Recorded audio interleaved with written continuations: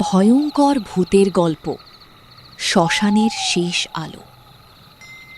বর্ধমানের এক প্রত্যন্ত গ্রাম। গ্রামের একদম শেষ প্রান্তে একটা পুরনো শ্মশান। লোকজন দিনের বেলাতেও ওই পথ এড়িয়ে চলে, কারণ সবাই জানে সেখানে রাত হলে শেষ আলো জ্বলে ওঠে, আর যে দেখে সে আর ফিরে আসে না। অমিত ছিল শহরের ছেলে। বন্ধুর বাড়িতে বেড়াতে এসে এসব গল্প শুনে সে হাসত। সে বলল, এগুলো সব বাজে কথা, আমি আজ রাতে শ্মশানে গিয়ে প্রমাণ করব। রাত একটা, চারপাশে কুয়াশা, ঠান্ডা হাওয়া বইছে। অমিত একটা লণ্ঠন নিয়ে একা হাঁটতে লাগলো শ্মশানের দিকে। হঠাৎ দূরে একটা ক্ষীণ আলো দেখা গেল। অমিত থেমে গেল।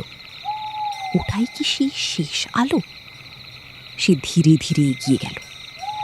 কাছাকাছি যেতেই দেখল একটা চিতা জ্বলছে, কিন্তু আশেপাশে কেউ নেই।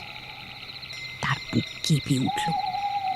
ঠিক তখনই পেছন থেকে একটা ঠান্ডা গলা, তুই দেরি করে ফেললি। অমিত ঘুরে দাঁড়ালো, কিন্তু কেউ নেই। হঠাৎ তার লণ্ঠনটা নিজে থেকেই নিভে গেল। চারপাশ অন্ধকার। তারপর আবার সেই গলা, এই আলো আমাদের জন্য, তুই কেন এলি? অমিত ভয় পেয়ে দৌড়তে গেল, কিন্তু পা যেন মাটিতে আটকে গেছে।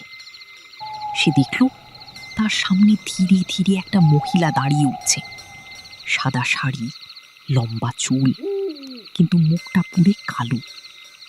মহিলাটা ধীরে ধীরে তার দিকে এগিয়ে আসছে।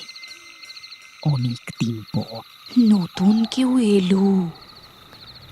অমিত চিৎকার করতে চাইল, কিন্তু গলা দিয়ে কোনো শব্দ বের হলো না।